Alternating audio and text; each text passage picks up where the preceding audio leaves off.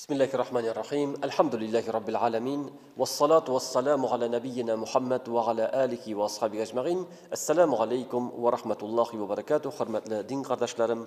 Allah'ın rahmeti bilen biz indi 27. Ramazan gününde. Allah Teala tutkan uğrazalarımızı, kılgan izgiliklerimizi kabullardan kılsaydı, Ramazan ayları bitkeçdegin Allah'a itaat etüşen bendelerden bulup, Kilesi Ramazanlarga halik isenlikte, iminlikte bulup, kilesi yıllarını dağın Ramazan ayların karşı alırga Allah Rabbimiz nasip eyleseydi. Ramazan ayında derslerini başlaganda min Lataiful Ma'arif isimli kitaptan başlagan idim. İbn Recep isimli galimnin kitabından Ramazan ayı torunda ol bik köp ma'nalı nasihatler birem. Hem indi şunun ahırgı vada'an li Ramazan bilen savbullaşu bölüginden koy bir meselelerge degin toxtalıp gitesim kilem. Ramazan ayı ol mağfiret ayı. Günahlar yarlıqana tağan ay. Çünkü uraza tutu, tehaccüd, teravih namazların oku, Kadir kişesinde gıybedette utkaru, ol günahlarını yarlıqı deyip etti Peygamberimiz sallallahu aleyhi ve sellem. Şulay yok avuz açtırı. Жеңіллік көрсету башқаларға ол дағын günahlarını yarlıqауға sebep bulup duram.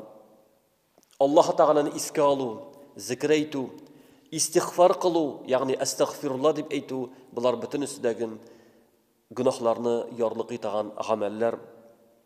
Hatta koy bir sahabalar eyte tağan bulalar avuz açqanda, avuz açqaş Allahümme ya vasiqil mağfira iğfirli deyip. Ya Rabbim Allah, senin mağfiretin kim? Mine gafu etsen edi deyip eytetağın bulalar. Şuna göre Ramazan ayında Allah'tan kübrek yarlıqavını sırau. Ni işin sırau? Çünkü Peygamberimiz sallallahu aleyhi ve sellem eytti. Bir vakitni minbarga mindim. Birinci başqışına mingeç, amin deyip eytti. İkinci olanda 3 tapqır amin deyip eytti. Amin deyip eytti. Şundan sahabalar soruyorlar. Ya Resulullah, ni için sen minbarga mingeç 3 tapqır amin deyip eyttin deyler. Şundan Peygamberimiz eytti, benim yanına Cebrail aleyhisselam keldim. Ham eytti, kimge Ramazan ayı kirip degin günahları yarlıqanmasa ol kişi ukunishte bolsun dedi. Ol kişi ukunishte bolsun dedi. Şundan Peygamberimiz amin deyip eydi. Anları tağı bir ikincisinde kimdegin kim ati anilerin isen kiliş tabayıken, yani ol jitlikken vakitte ati anileri isen savu iken, hamalarının hayır dağalarına irişi almasa, onlarga izgilik kılıp cennetke kire almasa, bu kişi degin ukunishte bolsun dedi. Peygamberimiz amin deyip eydi. Anlar üçüncüsü, kimnin yanında min iske alınsam, yani Muhammed Peygamber iske alınsa, ham benim isimni işitkenden sonra minga salavat etmese, ol kişinin degin ukunishte bolsun, ham min amin deyip eyttim dedi. Yani bu hadiste biz 3 eybirini göremiz. En birincisi uraza tutup, Ramazan ayını ötkərib, Allah'ın rahmetine erişmeu. Bu bik ukunishli hal. Şulay yok, atiyeninin hayır dağasını almau, onlarga izgilik kılıp, onların hayır dağasını alıp kalu, Allah'ın rahmetine erişu, cennetke kiruga bir sebep bulup dura. Şulay yok, Peygamberimizin sözlerini işitkeş, Peygamberimizin ismini işitkeş, salavat eytu. Yani, ömürde bir tapqır salavat eytu, farz dediler galimler. Mecliste bir tapqır eytu vacib, her bir işitken sayın eytu sünnet deyip eyttiler. Şuna göre Peygamberimizini işitkenden son sallallahu aleyhi ve sellem deyip eytip koyu gerek. Anlarım Allah subhanahu ve teala va'da etti, özünün kulların azat etirmin deyip. Ramazan kişilerinde kulların azat etir. Hem koy bir rivayetlerde kile, ahırgı kişide rivayet gafu etir deyip eydi. Ramazanın ahırgı kişinde kulların azat etir deyip. Şuna göre Müslüman kişi şuşunlar umtulurga tiyişli. Yani Allah'ın rahmetine erişip, Аллаһ Тәгаләнең уттан азат итергән бәндәләрдән булу. Ягъни Аллаһ Тәгалә сине язып куя. Җәһәннәмнән котылган кешеләрдән дип. Әгәр дә син Рамазан аен бетергәннән соң кеше шул хәлдә үлеп китә икән, иншаалла ул Аллаһның турыдан җәннәткә керәчәк. Чөнки ул Аллаһның рәхмәтенә ирешкән бәндә. Шуңар Ибн Раҗаб әйтә. Эй дип әйтә. Кемне Аллаһ Тәгалә уттан азат итүчеләрдән язган икән, ягъни менә син Аллаһның рәхмәтенә ирешеп, Аллаһ Тәгалә сине уттан азат итүчеләрдән язган икән ди. Саклан дип әйтә. Кире гынахлар кыллыгына кайтырга. Син җәһәннәмгә алып бара торган кыллыктан азат булдың. Җәннәткә керергә әзер булдың. Кире шул кыллыкка кайтудан саклан ди. Сине Аллаһ Тәгалә җәһәннәмнән ерагайтты, ә син кире җәһәннәмгә якынаясыңмы ди.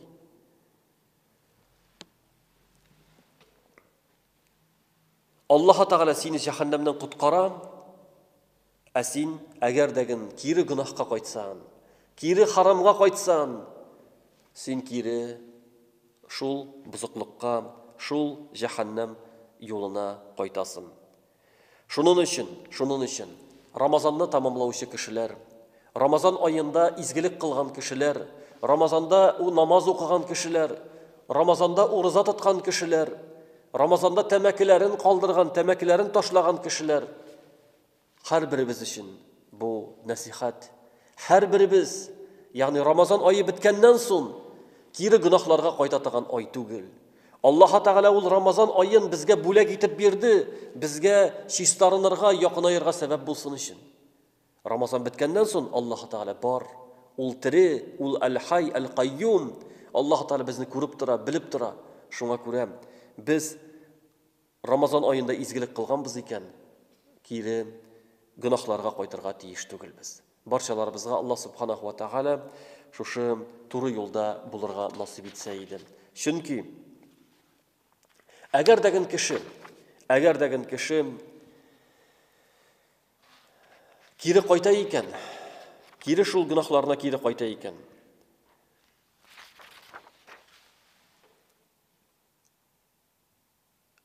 ул сәбәп булырга мөмкин, аның уразасы кабул булмауга сәбәп булырга мөмкин. Ни өчен? Галимнәр булай дип әйттеләр. Изгелекне алып килә. Изгелек иптәше аның изгелек дип әйттеләр. Ягъни әгәр дәген син изгелек кылгансың икән, изгелек кабул булган икән, ул сине изгелеккә алып барырга тиеш. Чөнки Аллаһ Тәгалә әгәр дә менә кеше изгелек кылса, Аллаһ Тәгалә аңар күңелен ача, яңадан ачып бирә. Аның омтылышы изгелеккә була. Менә шушыны истә тотарга кирәк. Ягъни Аллаһ Тәгалә кабул итә икән синең изгелегеңне, син изгелеккә омтыласың. Ягъни Рамазанда синең гыйбрәтең кабул икән, иншалла Рамазаннан соң дагы син изгелек кылырга тырышачаксың. Яра Рамазан бетте, кире гынахларга кайтам дип әйтмисең. Хәтта кайбер галимнәр әйткәннәр, кемдәген кем ураза тота ди. Һәм шул вакытта кире гынахка кайтырга, Рамазан бетү белән кире гынахка кайтырга ниятләсә ди. Итагать Аллаһка итагатьсезлек кылырга ди. Бу кеше уразасы аңар кире кагылыр дип әйтә. Кире кайтарылыр ди. Андый ураза кирәк түгел Аллаһка. Ә киресенчә, әгәр дәген ул ураза тотса, һәм ният кылса, Рамазаннан соң тагы ураза тотырга, нәфил уразалар тотырга, Коръәнне күбрәк укырга, тәһәҗҗүд намазларына торырга, изгелекләр кылырга ният кылса, ягъни нияте яхшыда булса, бу кешенең уразасы кабул булыр һәм җәннәткә хисапсыз килер дип әйтәләр. Ягъни бу чөнки бу җәннәткә омтыла.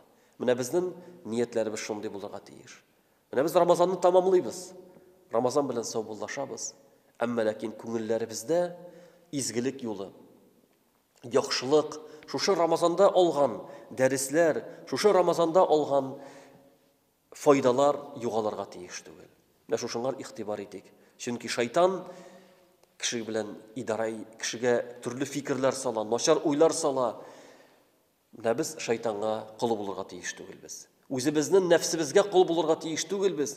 Киресенчә Аллаһның кулы. Әгәр дә шундый начар уйлар килсә, начар фикерләр килсә, без инде астагфирулла дип әйтеп, тәүбә итеп, я Раббым, яхшылык кылырга насыйп ит. Я Раббым, начар уйлардан мине сакла дип Аллаһка мөрәҗәгать итәргә кирәк. Барчаларыбызны Аллаһ субханаһу ва тааля сакласа иде. Аннары Ибн Раҗаб рахимахуллаху әйтә: "Эй Аллаһның бәндәләре" ди. Рамазан айы ахырга якынлашты. Аның санаулы көннәре калды. Кем Рамазан айы буе изгелек кылган булса, изгелек белән тамамласын. Ә кем изгелек кылырга өлгермәгән булса, кимчелекләр җибәргән булса, ахыргы гамәлен изгелектә тамамласын ди. Әл-әгъмалу бил-хаватим. Ничек гамәлне тамамлыйсың, ул шулай кабул була. Ул шулай хөкем ителә. Шуңа күрә санаулы көннәр калды. Шушы санаулы көннәрне изгелектә, яхшылыкта үткәрергә тырышыгыз. Һәм Аллаһ каршында ул иншалла дөрес булыр.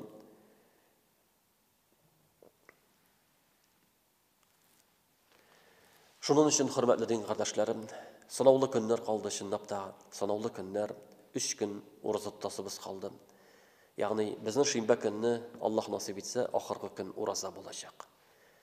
Шуңа күрә, әгәр дә кеше кимчелек җибәргән булса уразаның башында, әйдәгез, тәүбә итик, истигъфар кылыйк, күбрәк астагфирулла дип әйтик. Шушы калган кичәләрне гыйбадәттә үткәрергә тырышыйк, Коръән укыйк, дуга кылыйк. Аллаһ субханаһу ва тааля кабул итүче. Ниятләр кылыйк, киләчәккә яхшылыкта үткәрергә, дугалар сорыйк Аллаһтан, яңадан изге гамәлләр кылып яшәргә, киләсе Рамазаннарны дагын Аллаһ Тәгалә исәнлектә, иминлектә, сәламәт килеш каршы алып, гыйбадәттә үткәрергә насыйп итсә иде дип дугалар кылышыйк. Аллаһ Тәгалә кабул итүче.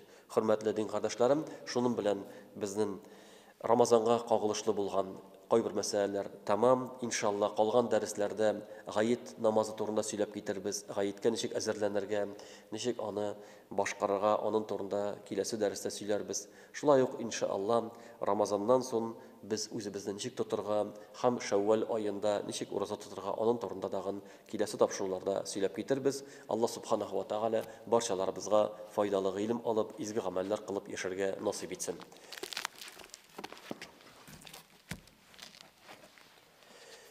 Гадәттәгечә кыска сүрәләр белән тамамлыйм дәресемне. Бүгенге дәрестә Мәсәд сүрәсенә тукталасым килә. Мәсәд сүрәсе ул хөрмә агачыннан ясалган бау дигәнне аңлата. Мәсәд, ягъни үрелгән, бездә мәсәлән юкәдән мунчала белән бау үреп була, мунчала шикелле. Хөрмә агачыннан, нәкъ шулай хөрмә мунчаласыннан үреп була бау. Һәм аны кулланып була эштә. Бу сүрә Мәккәдә ингән сүрә, һәм бу сүрәнең иңүнең сәбәбе бар.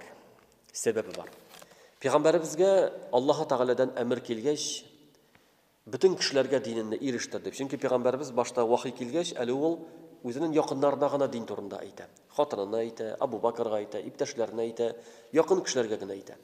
Аннары Аллаһ Тәгаләгә әмер итә, бөтен кабиләнгә ирештер ди. Бөтен кешеләр ишетсеннәр сине пәйгамбәр икәнен дигән әмер килә. Шуннан соң Пәйгамбәрбез саллаллаһу алейхи ва саллям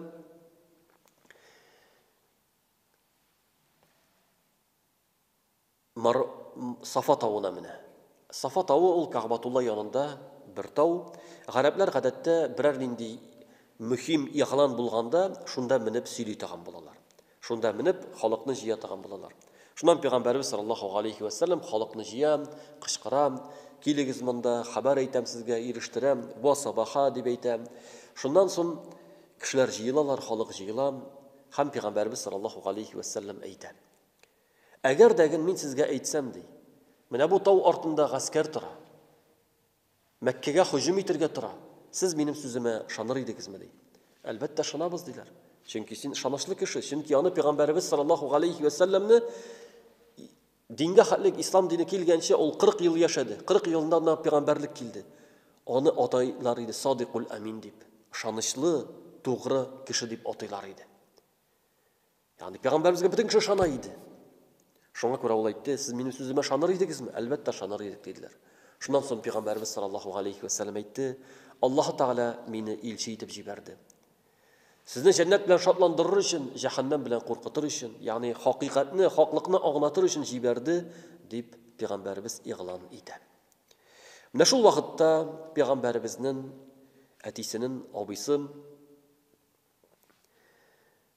Abu Lahab isimli, Abdüluzza isimli onun ataması Abu Lahab bulan şul vakitte tebben leke alihâze cemaatana deyip eydi.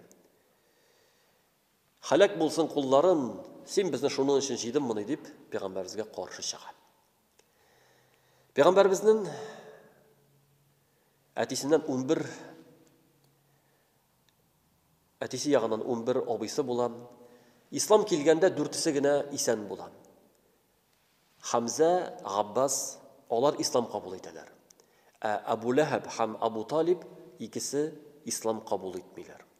Lakin Abu Lahab bilen Abu Talib arasında ayırma zor bula. Abu Talib Peygamberimizni terbiyeledi, hem onlar yardım etti. Abu Lahab kirisinçe Peygamberimizin en yaman düşmanlarına eylendi. Abu Cehil bilen birge en yaman düşmanlarına eylendi. Mine bu sure Abu Lahab turunda ingen sure. Yani Allah Teala Peygamberimizge Abu Lahab Peygamberimizge karşı çıkkaç Allah Teala şu sureni indire. Ham Abu Lahab'ni cehenneme kirişege turunda eydi. Ham ol şınnap tağın İslam kabul etmeyi, ham cehennem ahli bulup ule. Mine bunda normal tefsirindekiyle Abu Lahab hur ve halak bul. Allah Teala eydi. Bismillahirrahmanirrahim. Tebbet yeda Abi Lahabi ve tebbe. Tebbet yeda Abi Lahabi ve tebbe. Abu Lahab hur ve halak bulsun. Dahi halak bulsun. Allah da qabatla eydi. Ve tebbe. Halak buldu da. Abu Lahab ismi Abdüluzza bulup, Abdülmuttalib'nin oğlu ve Allah Resulü'nün atasının bilen bir tuğan kardeşidir. Yüzünün yaktılığı için Abu Lahab deyip koşamat verilmiştir. Yani onu Abu Lahab deyip indi atağanlar başta ok. Lahab degen söz o yalqın, yalqın. Yani onu Abu Lahab yani yalqınlı deyip atağanlar çünkü onun yüzü ok bula, kızgılt bula, şunday matur yüzlü bula ol. Allah Resulü'nün en uluq düşmanlarından idi. Bir gün Allah Resulü özünün yakınların safaga jiyip, dürüstlükte min ahirette kileşek katı gazap bilen korkutuşumın dedi. Mına karşı Abu Lahab halak bul, sen elle bizni şunun işine jiydin mi deyip düşmanlık kıldı. Şul vakitte bu ayet indi deyip eydi. Yani Allah Subhanahu ve Teala şuşa sureni, ham şuşa ayetlerini şul vakitte indire. Şul ayet ingeç, olayta eğer de Muhammed'in sözü dürüst olsa, benim baylığım var, balalarım var, ben onlarını birip kutulam sizin utağızdan deyip eytem. Allah Teala eytem. Ma aghna anhu maluhu ve ma kasab. Ona malı ve kasıb etken nersesi fayda vermedi. Malı ham kasıb etken nersesi. Mal anlaşıla kasıb etken nersesi degen söz ol balaları. Çünkü balalar etiyeninin kasıbinden. Şuna göre balaları hamanın baylığı onlar fayda vermeyi. Kirisinçe sayasla naran zate lahab. Tizden ol yalqınlı utta kirip yanar deydi. Allah Teala yani cehennemde yanacak. Lakin ol bulacak kıyamet gününde. Kıyamet günü ol tiz bulacak. Kıyamet günü tiz bulacak. Çünkü kişi ölgenden son kabir haleti bular.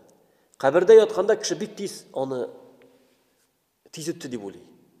Kabir halatin kişi tiz üttü deyip oluyor.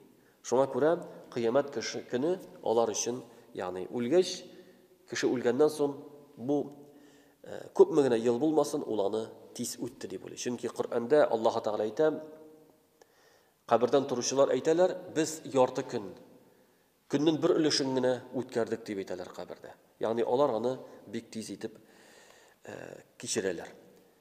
Şuna göre Allah Teala ayta sayasla tiz arada ol kiri cehennemge kireşekti. Yani kıyamet gününde cehennemge kireşek.